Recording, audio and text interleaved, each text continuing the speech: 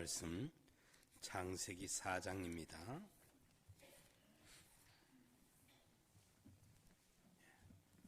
창세기 4장 1절의 말씀입니다.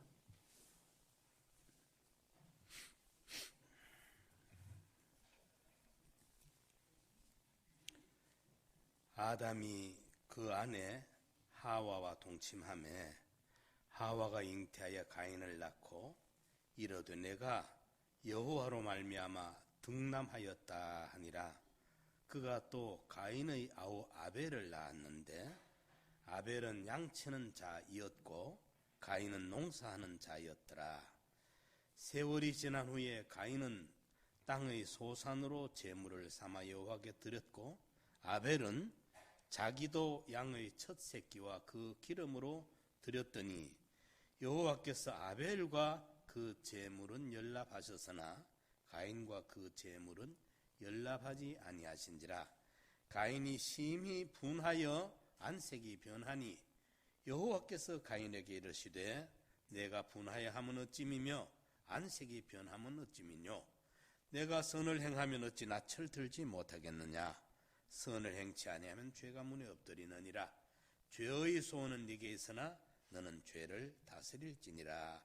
가인이 그 아우 아벨에게 고하니라. 그 후 그들이 들에 있을 때에 가인이 그 아우 아벨을 쳐 죽이니라. 여호와께서 가인에게 이르시되 네 아우 아벨이 어디 있느냐. 그가 가로되 내가 알지 못하나이다. 내가 내 아우를 지키는 자니까. 가라사대 내가 무엇을 하였느냐. 네 아우의 피소리가 땅에서부터 내게 호소하느니라. 땅이 그 입을 벌려 네 손에서부터 네 아우의 피를 받았은즉 네가 땅에서 저주를 받으리니 네가 밭갈아도 땅이 다시는 그 효력을 네게 주지 아니할 것이요 너는 땅에서 피하며 유리하는 자가 되리라. 가인이 여호와께 고하되 내 죄의 벌이 너무 중하여 견딜 수 없나이다. 주께서 오늘 이 지면에서 나로 쫓아내시온즉 내가 주의 낯을 배웁지 못하리니 내가 땅에서 피하며 유리하는 자가 될지라. 물은 나를 만나는 자가 나를 죽이겠나이다. 여호와께서 그에게 이르시되 그렇지 않다. 가인을 죽이는 자는 벌을 7배나 받으리라 하고 가인에게 표를 주사 만나는 누구에게든지 죽임을 면케 하시니라. 아멘. 우리 수요일에도 증거를 하고 여러 시간 이 말씀을 이어서 증거하고 있습니다. 오늘 본문에는 많은 교훈이 함축하고 있습니다만은 이 시간에는 죄의 종자와 죄가 성장하는 순서와 그리고 그 죄의 결과가 어떻게 되는가에 대해서 간단하게 증거를 하겠습니다. 첫째로 죄의 종자가 무엇인가? 죄의 종자는 독립된 자기입니다. 죄악의 종자는 자기가 자기의 주인이 되어 있는 이 자기입니다. 자기가 자기의 주인이 되어 있는 그것이 죄악의 종자라는 말입니다. 좀 이해가 어려울런지 모르겠습니다.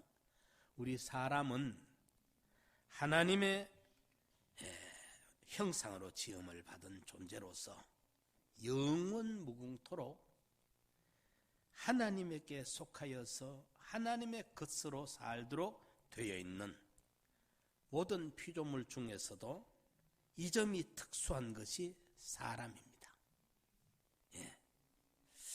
그런데 사람이 타락한 후에 이제는 자기가 자기의 주인이 되어 가지고 자기를 제 주장대로 살아가고 있는 이것이 죄악의 종자입니다. 가인은 자기가 자기의 주인이었습니다. 그러나 아벨은 하나님이 자기의 주인이었습니다. 바로 이것이 가인과 아벨의 차이입니다. 가인은 자기가 자기의 주인이 된 죄악의 종자를 가지고 있었고 아벨은 하나님을 자기의 주인으로 모신 의의 종자를 가지고 있었다고 보면 됩니다. 이것을 좀 얼른 쉽게 이해는 안 될 겁니다. 듣기는 쉬운 말 같아도 상당히 어려운 말입니다. 자기가 자기 주인이 되어 있는 것이 죄악의 종자다 하는, 일반 목사님들의 설교를 이런 설교를 하질 않습니다. 이런 말을 쓰질 않습니다. 그래서 실제로 어렵습니다. 이 말이 무슨 말인가 알아들으려면. 이것을 그냥 지식적으로라도 기억을 하고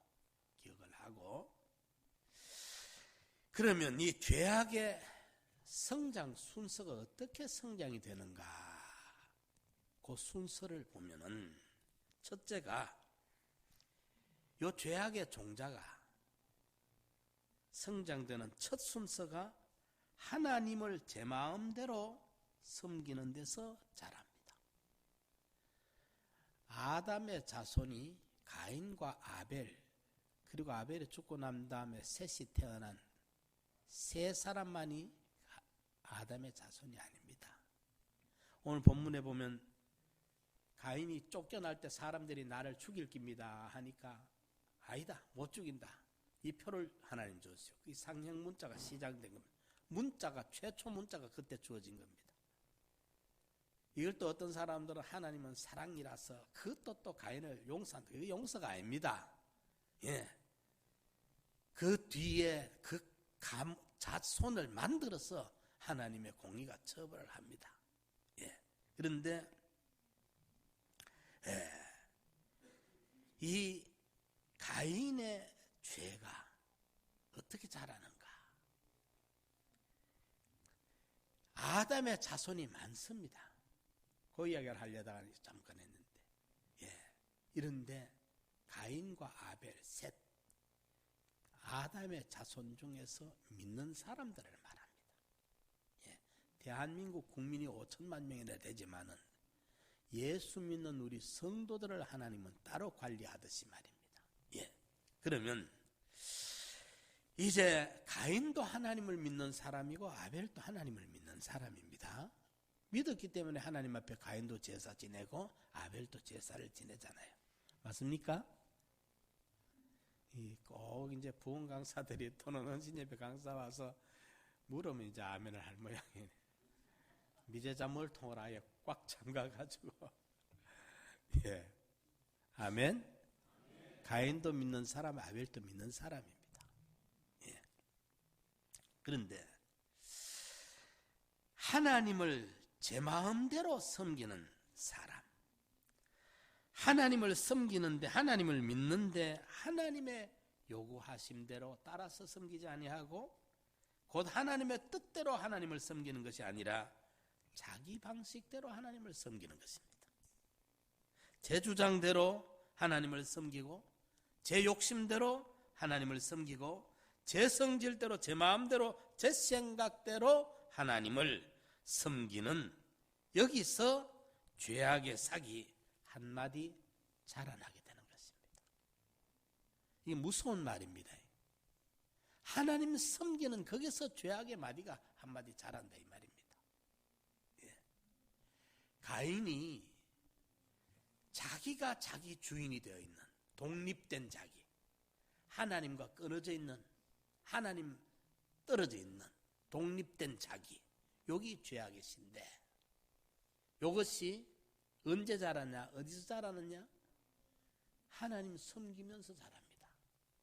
첫 마디가 하나님에게 제사 지낸다는 그게 섬기는 거잖아요. 신앙생활이잖아요.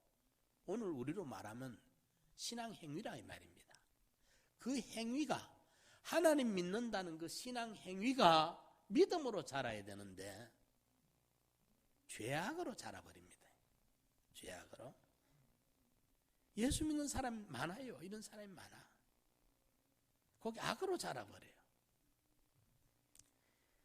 아벨은 의로 자랍니다.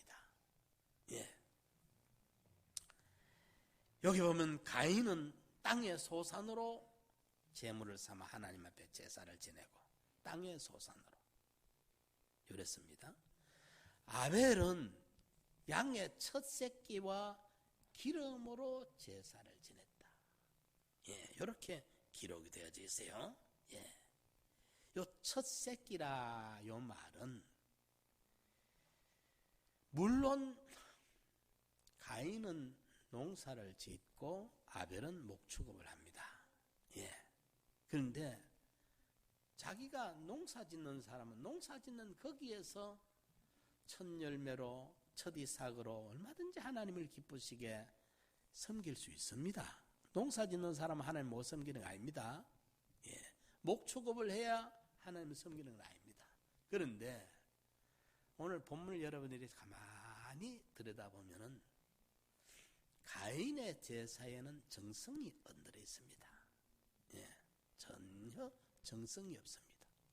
그런데 아벨은 양의 첫 새끼라 이 말이 히브리어로 베코라라는 말인데 처음 난 것 또는 가장 뛰어난 것 또는 우두머리 그런 의미가 있습니다. 최고 귀한 것, 최고 좋은 것이라는 의미가 거기에 들어있어요. 첫 새끼. 양의 첫 새끼와 기름으로 들었다. 기름은 지방, 쉽게 말하면 1차적으로 지방질, 우리 몸의 지방, 비계덩어리, 그죠? 그런데 헬레브라는 요 헬라어의 이 기름은 욥기 15장 27절에는 살찌다, 살찐 거. 그리고 창세기 45장 18절에는 기름지고 그랬어요. 그리고 시편 81편 18절에는 아름다운 이렇게 표현합니다. 당시에 아벨은 형식적인 제사를 드린 가인과는 달리 정성을 다하여 가장 좋은 것으로 하나님께 드렸다는 정성이 첫 새끼라는 말과 기름으로 드렸다는 말 속에 들어 있습니다. 그리고 여기에는 창세기 4장 앞에 3장에 하나님이 인류가 범죄했을 때 하나님의 언약이 3장 15절에 여인의 후손을 보내겠다고 약속을 했어요. 여인의 후손은 누구냐? 동정녀 마리아에게 탄생하실 예수님. 그 예수님이 보낸다는 것은 십자가의 피 흘림을 말하는데 여인의 후손으로 말미암아 피의 제사가 드려져야 인간은 구원을 받게 되고 죄사함의 은혜를 입게 된다는 것을 미루어 추정할 수가 있는 것입니다. 물론 그때는 아직 성경이 문서로 기록되기 전입니다. 그래서나 제대로 하나님을 섬기려고 하는 간절한 사모와 중심이 있는 사람은 성경이 기록되기 전에도 그것을 얼마든지 해갖고 알 수 있도록 되어 있다 말입니다. 레위기 1장, 레위기 2장에 제사에 대한 짐승으로 피 흘려 제사 지어야 된다는 그 제사의 내용이 훨씬 이전에 그들이 태어나기도 전에 이미 이 아벨은 레위기에 기록된 제사법과 일치를 이루고 있다 이 말입니다. 이 모든 것을 볼 때 아벨은 자기 생각대로 어떻게 한 게 아니고 그 안에 성령이 이끌어주는 감화와 감동에 의해서 양의 첫 새끼로 짐승의 피, 여인의 후손의 피의 제사와 연결이 되고 있는 거예요. 일치가 되고 있는 거예요. 시간적으로는 공간적으로 어마어마한 차이를 두고 있지만은 이런 면에 있어서 아벨은 그 제사 안에 정성이 다 담겨져 있고 이러한 아벨의 제사에는 하나님을 만물의 주인으로 인정할 뿐만 아니라 하나님께서 자신의 모든 것을 내어놓고 헌신할 때 하나님의 구속의 은혜를 입어야만이 사함받을 수 있다는 것을 믿고 의뢰하는 정성이 여기에 포함되어 있다는 것을 우리가 미루어 추정할 수가 있는 것입니다. 하나님께서 꽃 같은데 누구는 제사를 받고 기분 좋으니까 아이고 이 사람은 좋으니까 하후하박, 어떤 사람에게는 얇을 박, 어떤 사람에게는 두터울 후자, 어떤 사람은 더 좋게 해주고 어떤 사람은 점수를 작게 주는 이런 불공정한 하나님이 아니지 않습니까? 공평된 하나님이신데 왜 하나님이 아벨과 아벨의 제사는 받고 가인과 가인의 제사는 연납을 안 했어요? 연납하다는 말은 기뻐 받는다는 뜻입니다. 기쁘게 받아들인다는 뜻입니다. 아벨과 아벨의 제사는 하나님이 기쁘게 받아들였었고 가인과 가인의 제사는 하나님이 외면을 했던 것입니다. 이 결과를 봐서도 그들의 정성이 어땠는 것을 우리가 미루어서 충분히 하나님의 신의 성품을 우리가 인정할 때 충분히 이 둘의 정성이 다르다는 것을 알 수가 있는 것입니다. 그래서 가인은 하나님보다는 지 생각대로 하나님을, 지 방식대로 하나님을 그냥 섬겼고, 아벨은 하나님 뜻에 맞게 하나님 생각으로 하나님 중심으로 제사를 드리는, 여기에서 하나는 죄의 마디가 자라고 하나는 의의 마디가 자라버리는 거예요. 하나님 섬기는 데서 자란다니까요. 죄로 자라고 의로 자라고 가인과 아벨이 이렇게 분명하게 나누어지는 것입니다.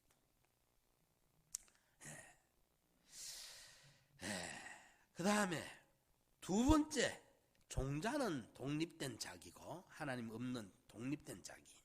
죄의 성장 순서 첫째는 하나님을 제 마음대로 섬기는 데서 죄악의 씨가 자라고, 하나님을 하나님의 뜻대로 섬기는 데서 의의 한마디가 자라고, 아벨과 가인이 이렇게 자라나갑니다.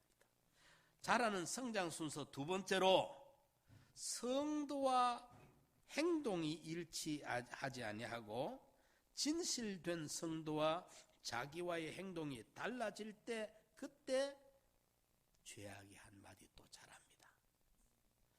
아벨을 보니까 이 보통 정성이 아니에요. 양의 첫 새끼 제일 좋은 걸 잡아가지고 그걸 또 기름으로 양의 기름으로 이렇게 해서 드리는, 동생이 보니까 자기가 하나님 섬기는 것과 정성이 달라요. 그러면 내가 참 저래 못 믿는 동생이지만 내가 본받아야 되겠구나, 내가 배워야 되겠구나, 나도 이래미다가 안 되겠구나, 마음을 바꿔 먹고 돌아서야 될 낀데 그게 시기가 나는 거예요. 남 잘 되는 게 시기가 나는 거예요. 제일 인류의 첫 범죄가 아담하고가 선악과 따먹고 그 다음에 아담의 자손에 와서 이게 시기죄입니다. 시기죄. 질투는 삼각관계고 시기는 상대적 관계입니다. 니보다 내가. 질투는 중간에 하나를 놔놓고 삼각관계를 말할 때 질투고, 시기는 1대1의 관계에서 상대방 잘 되는 게 눈꼴 사나워서 못 보는 거예요. 여기에서 가인이 동생이 보니까 정성이나 준비나 모든 게 보니까 참 어떻게 저렇게 할 수 있나, 나는 저래 못하는데 나도 이제라도 배워야 되겠구나, 하나님은 저래 믿어야 되겠구나 하고 고쳤더라면 참 좋았을 텐데 그걸 시기하고 질투하고 미워하고 여기에서 한 가닥 더 자라버려, 더 뻗나가버려, 한마디 더 자라버려. 응?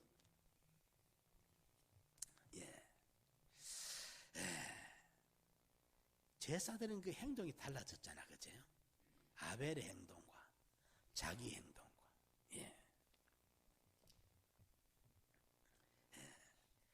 이렇게 되었을 때에 세 번째 단계 자라는 순서가 뭐냐 하면은 하나님께서 그들의 중심을 읽으시고, 하나님은 사람의 중심을 보시니까 뻔히 보입니다. 여러분들 목회자가 되면요, 성도들이 눈에 좀 보입니다. 사실은 무슨 일이 있으면 속삭속삭 그리고 돌아다니는 게 환히 보입니다. 여러분, 그 하나님이 보여줍니다. 안 보여준 줄 압니까?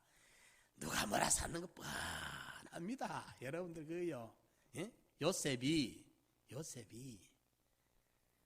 베냐민을 붙들어 놓고 베냐민 자루에 넣어놓고 말합니다. 내가 점 잘 치는 줄을 너가 모르냐. 요셉이 점 쳤다는 게 점쟁이처럼 굿하고 점 치는 그 점 치는 게 아닙니다. 그들의 심리 파악 다 하고 있다 이 말입니다. 그걸 하고 있다 이 말입니다. 여러분, 이거 많이 보입니다. 군에 가면요, 여기 군에 다녀오신 분은 압니다. 고참들은요, 쫄병이 들어와가지고 요령 피우는 거 고참 눈에 환히 다 보입니다. 군대 생활 해본 분 다 압니다. 뭐 학력 이런 거 따지기가 상관없습니다. 대학을 나오고 고참은 중학교 받고 못 나와도 대학 나와도 군에 들어오면 뭘 모릅니다. 긴장기대가. 그래 요령 피우면 고참이 보면 자기가 걸어온 그 과정이 있거든요. 아니 보여. 다 사람도 그런데 그래서 신이라 하잖아요. 모세를 신이라 하잖아요. 하는데 하나님 눈에 어떻게 보이겠습니까? 환히 보입니다. 그래서 하나님 앞에는 정직한 게 최선의 처신입니다. 진실과 정직한 게 최선의 선실입니다. 우리 사람 관계에도요, 내가 어디 가서 그분이 안 믿는데 회사에 이사라서 내가 그랬죠. 어쨌든 끝까지 겸손해라. 그 사람이 내가 교만하다고 척하는가 오해했을런지 모르겠어. 그 교만하다고 그러는 게 아니라 인간 처세 중에 가장 귀한 처세가 겸손입니다. 겸손하면 사람이 못 버립니다. 하나님만이 그런 게 아니라 사람도 사람을 겸손하면 못 버립니다. 그 다음에 제일 좋은 처신이요, 정직하고 진실한 겁니다. 정직하고 진실하게 나가면요, 그게 멀지 않아가 제일 먹혀 들어가는 방법입니다. 수단 버리고 꼼수 뜨고 한 그거는 오래 못 가요. 그게 다 발각이 되고 다 들통이 납니다. 예. 이런데 오늘 본문에 보면 하나님이 가인의 제사는 안 받아. 그게 가인의 제사. 가인은 인격이죠. 사람이죠. 가인의 제사는 행위입니다. 행위. 그죠? 생활, 행위. 중심을 보시는 하나님이 가인 중심이 지금 그런 중심인데 정성도 안 들인 그 행위를 하나님이 그 하나님 토해내지 거부스로 받겠습니까? 외면해버립니다. 아벨과 아벨의 제사를 연락했다 기뻐 받았단 말은 아벨의 그 중심을 하나님이 보시고 기뻐하신 거예요. 그러니까 그의 행위를 하나님이 외면할 수가 없어요. 거부할 수가 없어요. 기뻐 연락하시는 거예요. 예. 이래서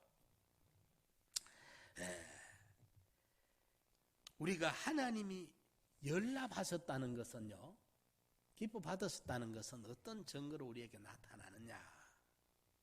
하나님이 연락하신 증거는 우리에게 아벨에게 영감을 주고 영능을 주고, 예?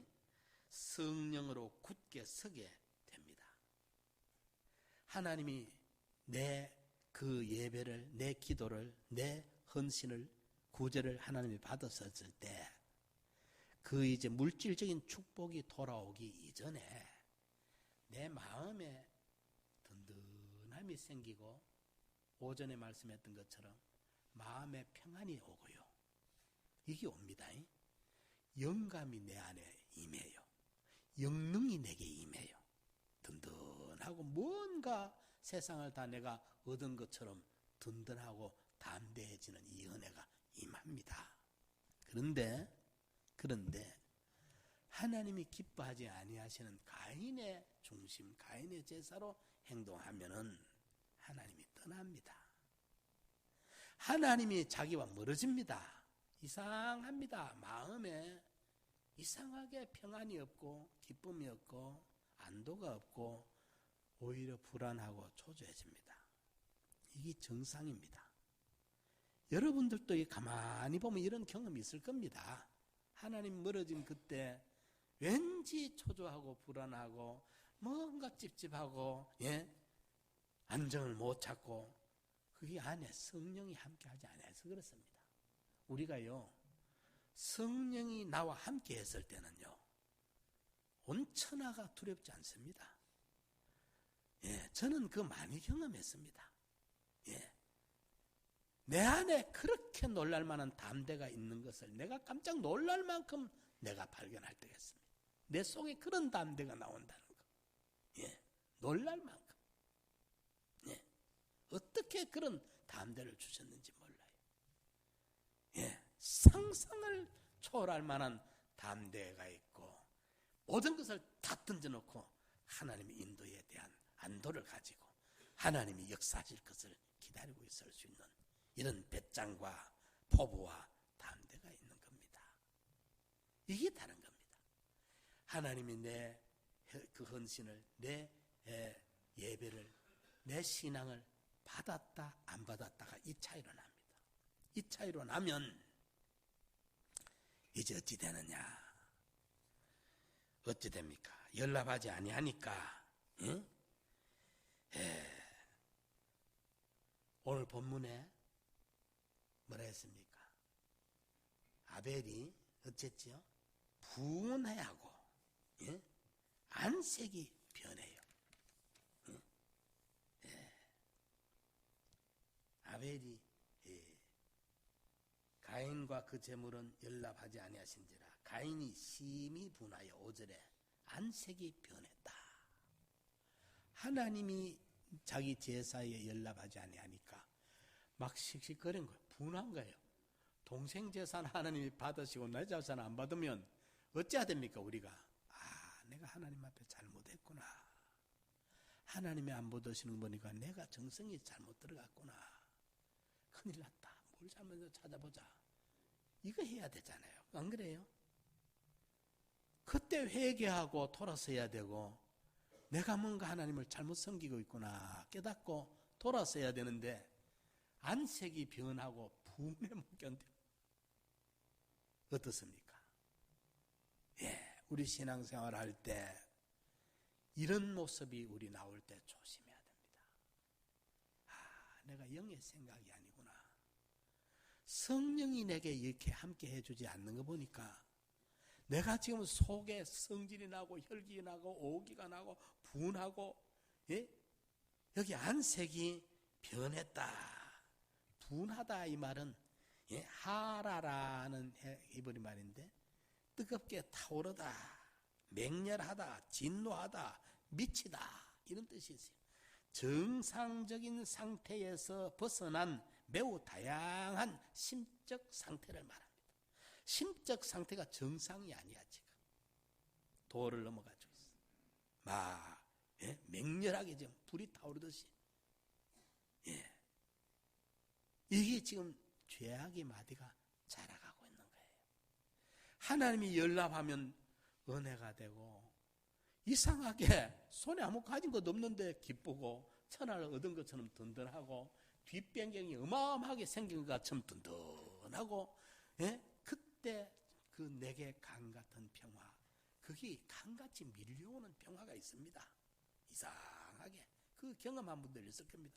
이상하게 밀려오는 어마어마한 어떤 그 무엇도 거부하지 못할 만한 그 강 같은 평화가 밀려오는 이런 은혜가 넘치는데 거꾸로 분하고 안색이 변하고 막 집단의 속이 상해 막 죽을 지경입니다. 천하가 다 믿고 막 다 틀렸고 지 혼자 옳고 지 혼자 의롭고 지 혼자 선하고 막 하나님도 눈에 안 보여 지금. 가인이 이래 됩니다. 내가 왜 이카노 지금? 내가 왜 지금 이까지 해? 내가 이 순전의 유혹과 욕심을 따라 썩어가는 구섭을 줬는 옛사람은 내가 지금 미쳐 있구나.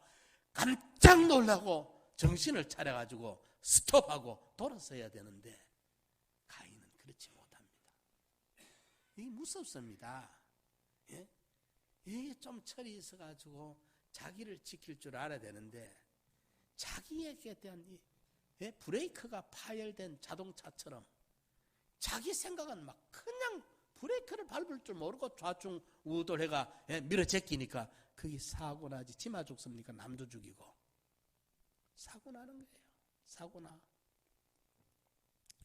예.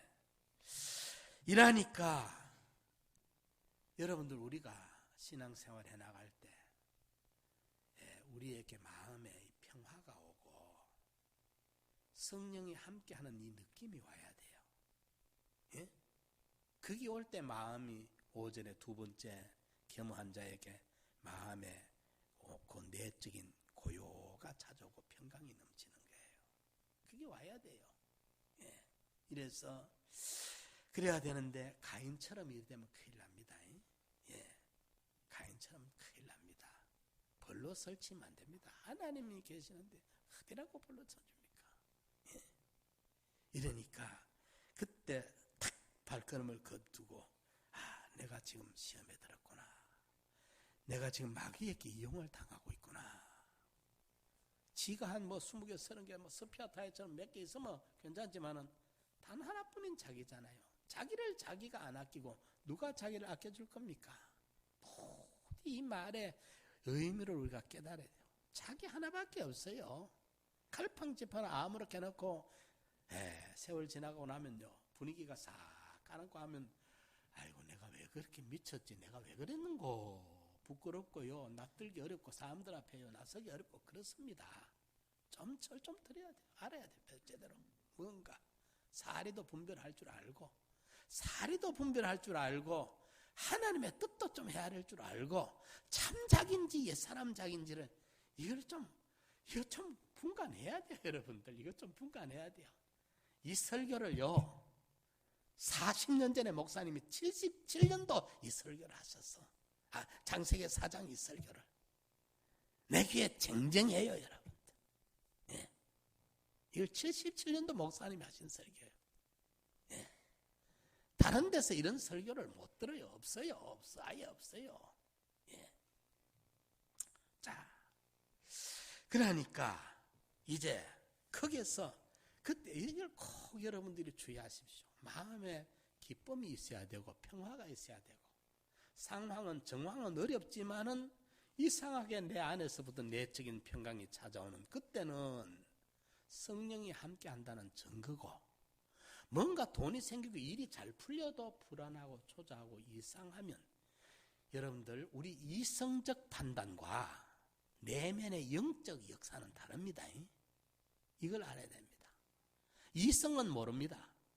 그런데 이상하게 이성적으로 뭔지 모르겠는데 초조하고 불안하고 마음이 안심이 안 되고 뭔가 밀려올 것 찾아올 것 같은 두려움이 있고 할 때 조심해야 돼요. 성령과 내가 떠나 있을 때입니다. 그의 로마서 8장에요. 예? 내 안에 처음 익은 열매 곧 중생된 영도 몸의 구속을 위해서 탄식한다고 말했어요. 예? 피조물이 말할 수 없는 탄식으로 탄식하는 것은 하나님은 묻자녀들의 자유함에 이르기를 원하면서 피조물이 탄식하고 있고 성령이 우리를 위해서 탄식하고 있고 내 안에 중생된 처음 익은 열매 곧 중생된 영이 내 이성 몸의 구속이 이루어지기 이걸 위해서 탄식을 하며 고대를 하고 있다는 겁니다.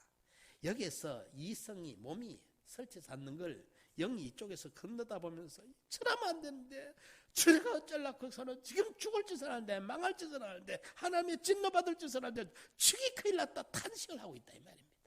내 안에 내가 내 겉에 있는 옛사람의 움직임을 보고 이렇게 탄식한다 이 말이에요. 이래서 그때 돌아서야 되는데 가인이 돌아서지 않아요. 영감이 떠나고 영능이 떠나고 하나님이 자기를 외면하고 있는데도 강팍을 부리고 동생이 밉고 죽이고 싶고 사리가 막 부글부글 끓어오르고 죄가 더 자라갑니다. 그 본문 그렇잖아요. 예? 제가 지어내는 게 아니잖아. 순서가 그렇잖아요. 그 다음에 어찌 되느냐. 하나님께서 가인을 불러가지고 권면하고 교훈하고 경계를 합니다. 경고를 합니다. 거기 보면은 여기요 4장 가인이 분하여 안색이 변하더라. 하나님 연락 안 하시니까 이러니까 6절에 여호와께서 가인에게 이르시되 여기 이제 권면하기 시작합니다. 네가 분하여 하면 어찌미며 안색이 변하면 어찌미뇨.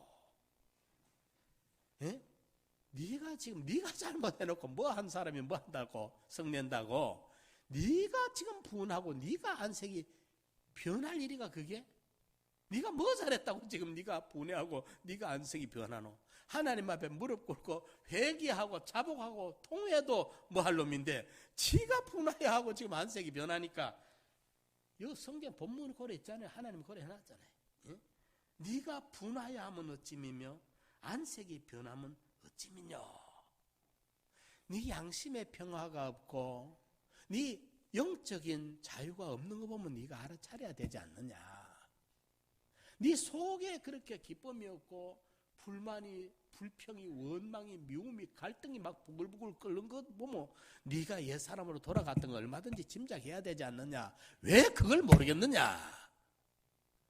그걸 주님이 지적을 해주는 거예요. 맞죠? 아멘? 예. 하고 싶으면 하시고 하기 싫으면 하지 마시고 하십시오. 그 다음 단계로 하나님이 네가 선을 행하면 어찌 낯을 들지 못하겠느냐. 선을 행치 하면 죄가 문에 엎드리느니라. 선을 행할 줄 알고도 하나님이 기뻐하는 게 뭐라는 걸 뻔히 아는데 하나님이 원하시는 게 뭐라는 걸 네가 뻔히 알면서도 그건 안 하고 선을 행할 줄 알아. 모르고 안 하는 게 아니에요. 알고 이걸 하나님이 기뻐한다는 걸 알아. 알면서도 하기가 싫어. 안 해. 그걸 안 해. 선을 행하지 아니하면 그 다음에 네가 그 다음 문에 죄가 엎드린다.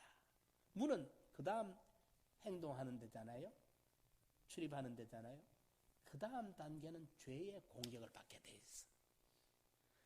하나님 중심, 하나님 뜻이 뭔지 알면서도 뻔히 알면서도 그 길을 안 가고 네가 지금 가져온 그 옛사람을 주장을 그대로 굽히지 아니하고 그대로 나가면 그 다음에 네한테는 죄가 문에서 기다린다.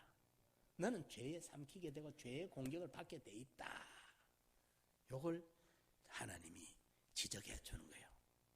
권면과 교훈을 알아듣도록 설득을 합니다. 2단계. 3단계로 7절에 보면 하반절에 보면은 죄가 문에 엎드니라. 죄의 소원은 네게 있으나 우리 옛사람 속에는 죄 짓고자 하는 마음이 있어. 불순종하고 죄 짓고자 하는 마음이 우리 안에 있어요. 분명히 예수 믿는 사람 속에도. 죄의 소원은 있으나 그 소원 따라가면 안 된다. 너는 죄를 다스리라. 네 안에 죄를 네 속에 욕심, 타락한 욕정대로 살려고 하는 그 죄를 따라가면 안 된다. 그 죄의 소원은 네게 있으나 너는 죄를 다스리라. 아멘. 이걸 교훈하는 하나님의 교훈이 3단계로 네가 벌써 네 스스로 네를 봐봐라. 안색이 변하고 분해하면 어찌미뇨. 벌써 네가 양심의 자유가 없고 속에 영적인 평화가 없는 거 보면 네가 시험에 빠져 있는 걸 네가 알아차려야 안 되느냐. 그걸 말하고 하나님이 기뻐하는 선이 뭔 줄 뻔히 알면서도 그로 안 가고 네 길로 딴 길로 가는 선을 행할 줄 알면서도 행치 아니하면 그 다음에 너는 죄 지을 수밖에 없고 죄의 공격을 바로 받게 된다. 어쩔래? 말합니다. 그 다음에 한 단계 더 나가서 네 속에 죄 짓고자 하는 소원이 있어도 그거 따라가지 말고 네가 죄를 다스리라. 죄를 물리쳐라. 이렇게 상세하게 설명을 하고 교훈을 해주는 거예요. 하나님이 가인에게. 오늘날은 목사님이 강단에서 이걸 말을 해줘요. 아, 저 말씀이 나한테 하는 말씀이구나. 나를 치는구나. 예, 친다고 생각하면 벌써 은혜가 돼. 자기 속에 양심의 가책이니까 그 말이 자기를 친다고 들려. 그렇거들랑 그 싫어하지 말고 나를 치는구나. 아, 내가 곤치야 되겠구나. 받아들이는 게 은혜예요. 받아들이는 게 은혜라. 제가 여러분들한테 영적 맷집이라는 말을 쓰는데 맷집을 좀 키우십시오. 예? 저는 우리 목사님한테 어느 누구보다도 내가 장담을 하건대 신임을 받았고 인정을 받고 사랑을 많이 받은 사람입니다. 안 그렇습니까? 예? 새파란 젊은 나이에 상남교를 보낼 때 정말 신임하고 인정 많이 받은 사람입니다. 그 뒤에 내만큼 야단 맞고 두드리 맞고 여기 붙어있는 사람 없습니다. 실제로 여러분들 내만큼 받고 여기 붙어있지 못합니다. 예. 목사님도 노을 쪽을 나갈 놈이라 공석에서 막 했어요. 그래도 별의별 사람들이 봐도 내 마음에 단 한 번도 내가 나간다는 생각을 내 양심으로 내가 살펴봐도 그런 적이 없습니다. 한때 뭐 이 사람 저 사람 그렇게 쌓아도 하도 그러니까 중간에 어떤 분이 소수를 줘서 목사님이 그래 인식하고 있다 그래요. 왜 그러냐? 저기 사직운동 계시는 저분이 나가면서 그 동생하고 아주 친했거든. 우리가. 그러니까 우리 4명이 목사님이 이름을 붙인 소장파라고 이름을 목사님이 붙여줬어요. 목사님이 붙였어. 그때 저하고 배 목사하고 김병준 목사 우리를 보고 이랬는데 우리가 허리였습니다. 실제로 그때 우리가 허리였습니다.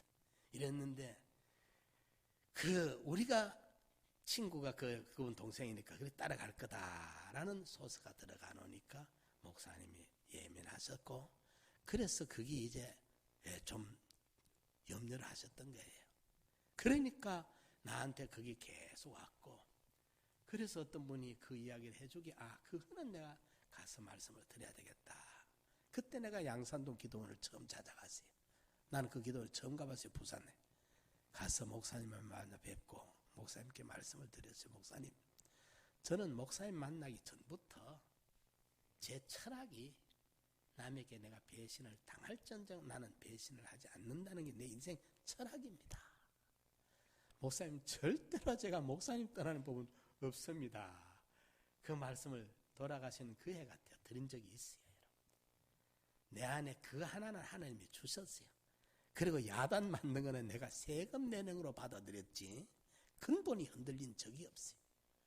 그리고 그분을 여러분들이 내 설교록 그 앞면에 제가 그 선언 짧은 페이지에 그 내용이 내 진심입니다.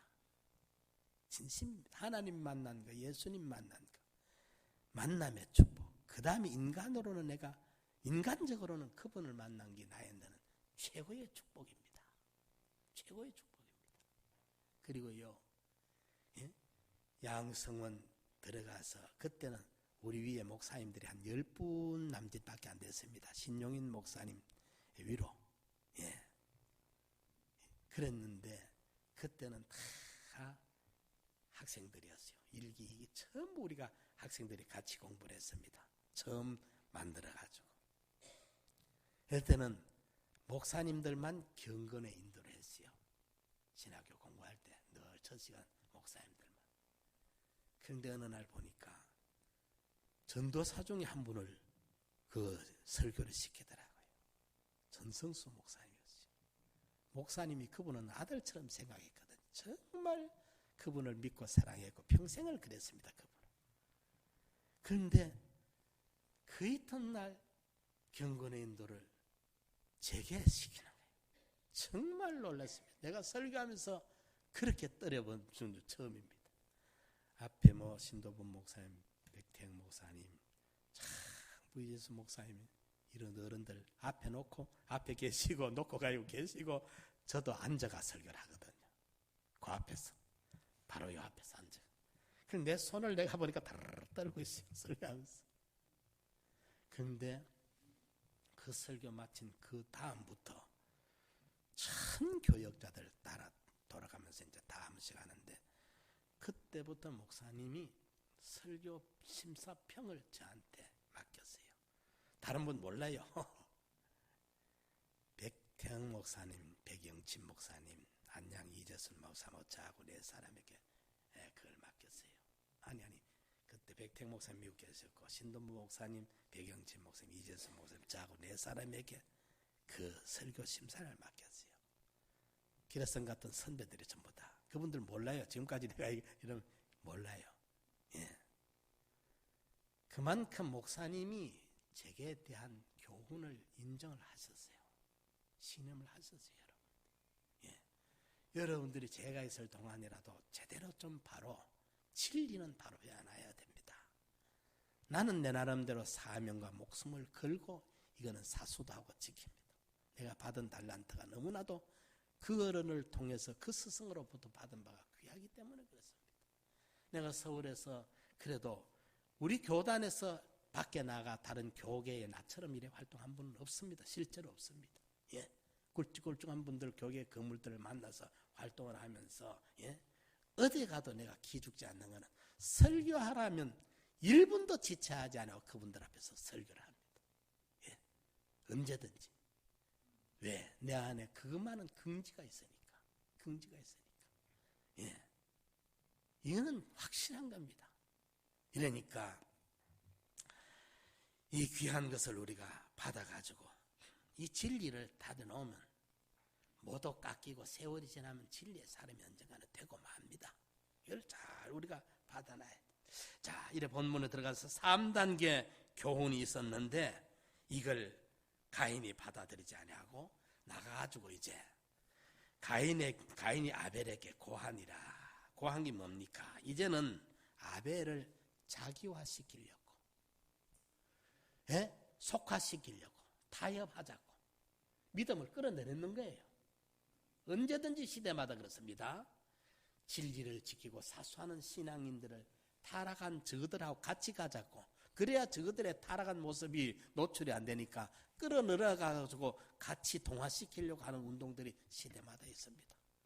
가인이 아벨에게 고하니라. 고했다 단 하는데 뭘 고했습니까? 주석을 보니까 들에 죽이려고 갔는데 들에 가자 했다. 요래 주석에 나서 나는 그런 생각 안 합니다. 들에 가자 소리를 고했다. 그게 아닙니다. 고하니라와 들에 간 시간이 고하고 고날 갔는지 몇 달 후에 갔는지 몇 년 후에 갔는지 모릅니다. 고했다는 것은 가인이 아벨을 자기화시키려고, 우리 목사님도 해석을 그랬어. 자기화시키려고, 예? 자기와 동화시키려고, 타락시키려고, 물타려고 이걸 했는데 그걸 아벨이 타협할 수가 없잖아요. 예? 속화된 그 형이 그렇게 정성없이 자기의 식대로 믿으려는 그 방식대로 따라가 줄 수가 없지 않습니까? 이래 타협이 안 돼. 타협하면 어쩝니까? 안 죽이지. 예? 언제든지 순교할 때요, 저것들 말 저거 들어주면 죽일 필요 없어지죠. 순교할 이유가 없어져 버려요. 그럴 때 신앙을 양보하지 않고 신앙을 사수하면 저거 말 안 듣는다고 죽이는 거예요. 아벨이 타협을 하지 않습니다. 그때 가인이 죄가 한마디 또 자라요, 여러분들. 그때 동생이 받아들이지 않으면 동생하고 나하고는 이렇게 다르구나. 하나님은 저를 믿어야 돼. 내가 틀렸어 하고 그때라도 동생을 보고 뉘우치고 회개하고 돌아서야 되는데 거기서 멈추지 아니하고 사리를 품고 그 다음에 동생을 들판에서 형이 동생을 죽이는 살인의 죄를 저지르고 말합니다. 돌이킬 수 없는 죄를 저질러 버리고 말아요. 예. 이게 죄악의 성장 순서입니다.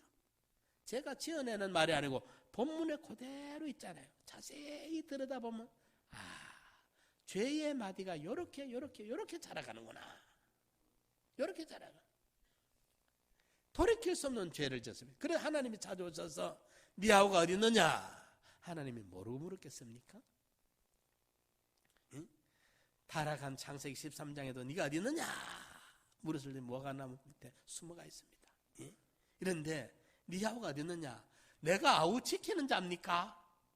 이거 보십시오. 간등에 부어도 보통 본 게 아니라 배 밖에 나와서 하나님 앞에 이렇게 대항하고 달라드는 거예요.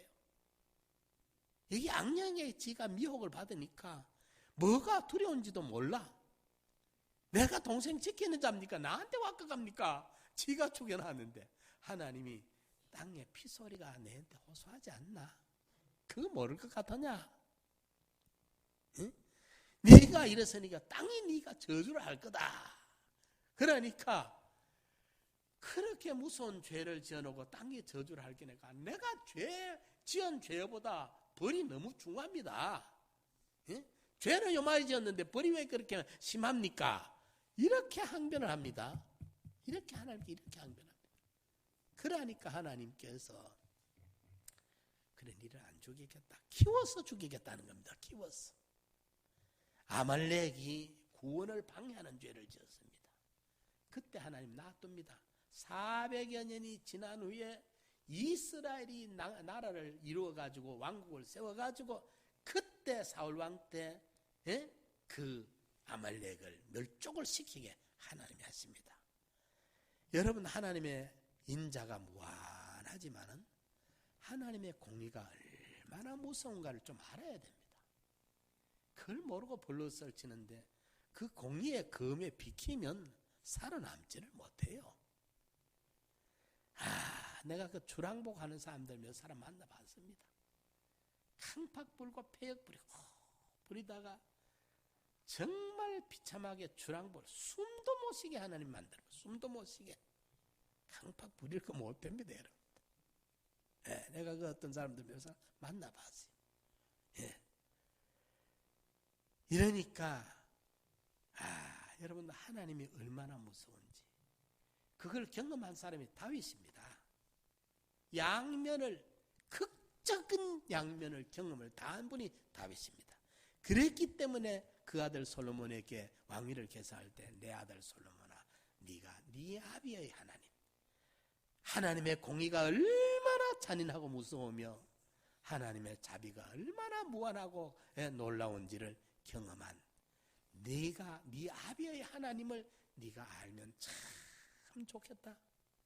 왕위도 튼튼하게 세워져 갈 것이고 성전도 건축할 것이고 다 할 것이다. 그걸 다윗이 말하는 겁니다. 예. 이제는 하나님께서 그 죄에 대한 벌을 주시려고 하니까 그가 말하기를 내게 대한 벌이 너무 과중합니다 하면서 자기의 받는 그 벌을 면하려고 그 벌을 죄값으로 받는 그 벌을 너무 지나치게 너무 과중하다면서 그 벌을 면하려고 하는 것으로서 하나님과 끝을 맺어버리고 맙니다. 이제 돌아올 수 없는 다리를 건너버리고 말아요. 죄가 이래 자라갑니다. 무섭습니다. 그 안에 종자가 독립된 자기예요. 하나님이 없는 자기라. 옛사람 자로 돌아가 버렸어. 그런데 아벨을 보면요. 정반대입니다. 마지막 순교의 제물이 되면서까지 하나님이 연락하는 그 신앙으로 자라가가지고 순교가 이루어집니다. 신약 성경에 아벨의 피를 예수님의 피에 비교하잖아요. 그만큼 의로운 결과를 맺으시고 그 히브리서 11장에 믿음으로 아벨은 가인보다 더 나은 제사를 하나님 앞에 드렸다. 믿음의 제사. 자기는 죄인이기 때문에 그 아담 하와가 범죄한 그 원죄와 본질에는 죄인이기 때문에 여인의 후손의 피의 제사가 아니고는 구속의 은혜가 없다는 걸 믿었던 것입니다. 그렇기 때문에 그 짐승의 첫 새끼, 양의 첫 새끼를 잡아가지고 그 기름으로 하나님 앞에 드려질 수밖에 없었던 것은 하나님이 보내실 어린 양, 세상 죄를 지어갈 하나님의 어린 양 예수 그리스도로만이 구원을 얻는다는 것을 성령의 감화와 감동으로 계시를 받아 그는 지극정성으로 피의 제사를 하나님께 드릴 수 있었던 거예요. 의의 성장이 이루어져 갈 수 있었던 것입니다. 가인은 살인자로서 그 멸문지 화를 당하는 종족이 된다면 아벨은 순교의 제물이 되어서 영원히 해와 같이 빛나는 예수의 피에 버금가는 인생 최고의 성공을, 영원한 성공을 이루고 가는, 열매 맺고 가는 이 죄의 결과와 의의 결과가 이렇게 다른 것입니다. 까딱 잘못하면 옛사람 자아로 돌아가가지고 하나님을 섬기고 믿고 중직을 맡아 감당한다는 것이 이게 참, 이 교회론을 모르고 교회론이 잘못되어 있으니까 엉망진창이 돼. 이러니까 설치는 게 죄를 짓고 하나님 앞에 심판받을 거리를 어마어마하게 만들면서도 그게 은 줄 알고 설친대. 이 두려움을 몰라. 예. 여러분, 제가요, 그래도 하나님께 내가 감사하는 것은 나설 때 안 나설 때를 내가 압니다. 우리 교단 나눠질 때 교회 안양에 내가 가야 된다고 이 사람 저 사람 막 그런 데 가가 교인들 모아놓고 청문회가 우리가 옳다 저가 틀렸다 이래가지고 교회 이렇든 저렇든 교회 갈라지는데 그런 데 가가지고 내가 그 사람들을 설득하고 제압을 해가 내 논리가 내 주장이 그들을 제압을 해가 이해를 시켜가지고 내 주장이 세워진다고 승리한 겁니까? 심판은 어쩔 겁니까? 하나님 앞에. 나 그런 데 나서질 않습니다. 그런 데 쓰임받는 어리석은 바보가 아니에요. 근데 사람들 모르고 그때 났습니다. 그게 얼마나 철없는 행동입니까? 하나님의 심판을 몰라 사람들이 말만 그래서 하지. 그런데 나서질 않아요. 쓰임을 바로 받아야 되죠. 쓰임을. 정말 하나님의 일이라면 영혼을 살리고 구원하는 일이라면 몸을 안 아끼고 뛰어들어야 되지만은 그 영혼들을 칼로세가 교회를 하나 차지하면 뭐 할 끼며 돈을 몇십억을 몇백억을 차지하면 하나님 앞에 가서 그 돈 가지고 하나님의 심판을 무마시킬 수 있습니까? 이 말을 그래도 영생을 천국을 믿지를 못해요. 안 믿는 거라. 눈앞에 코앞에 있는 것만 믿지. 이러니까 우리가 옛사람 자아를 철저히 정말 구별하고 자기 중심으로 돌아가면 안 돼요. 하나님 중심이라 해야 돼요. 하나님 중심. 사심으로 돌아가면요 담대가 없습니다. 사심으로 자기 중심으로 돌아가면요 힘이 없습니다. 정말 그게 하나님 중심일 때는 딱 던져버리면 두려워할 게 하나도 없습니다. 하나님 중심으로 하면. 이러니까 어쨌든 우리가 죄의 종자를 뽑아내고 우리 안에 다 있습니다. 우리의 다 첫째 아담의 자손이기 때문에 나는 없고 당신만 있다가 아닙니다. 우리 꼭 같습니다. 정말 꿀밤 기적입니다. 누구는 더하고 누구는 덜하고 하나님 보시기에 더도 덜도 없습니다. 우리 다 같은 사람입니다. 중요한 것은 바리새인들처럼 교만하고 자기 의에 빠져가지고 남을 정죄하고 심판하고 판단하는 자리에 서지 말고 세리 같은 잘못을 저질러 와서도 죄인의 자리에 서가지고 용서를 빌고 옛사람을 물리치고 새사람으로 돌아서면 하나님이 우리를 품어줍니다. 받아줍니다. 용서도 해줍니다. 또 새로운 기회도 줍니다. 이러니까 자 여러분들 이런 말씀을 좀 깊이 묵상하고 묵상해가지고 벌로 설쳐가지고 심판거리 만들고 불의의 쓰인짐을 받고 일하지 말고 의가 한마디라도 잘하고 주의 뜻이 내 삶을 통해 하나도 이루어지고 이래가지고 우리가 주님 앞에 설 때 심판을 좀 적게 받고 하나도 안 받을 수는 없을 거예요. 인간이라서 실족하지 아니할 수 없으나 실족하는 일을 하지 말아라 그랬거든. 그리고 영혼 하나를 그거 어둡게 하고 그 실족시키는 것이 여러분들 보면 연자 몇 들 목에 달고 물에 뛰어드는 게 자살하는 게 차라리 낫다고 성경에 할 만큼 중요하잖아요. 어린 영혼들을 실족시키는 게. 이러니까 우리가 좀 깨닫지 못한 멸망할 짐승과 같습니다. 깨달아야 그래도 죄를 덜 짓고 어리석음에 덜 빠지고 심판거리를 덜 만듭니다. 우리 다 같이 한번 통성으로 기도드립시다. 주여, 죄의 종자가 내 안에도 있습니다.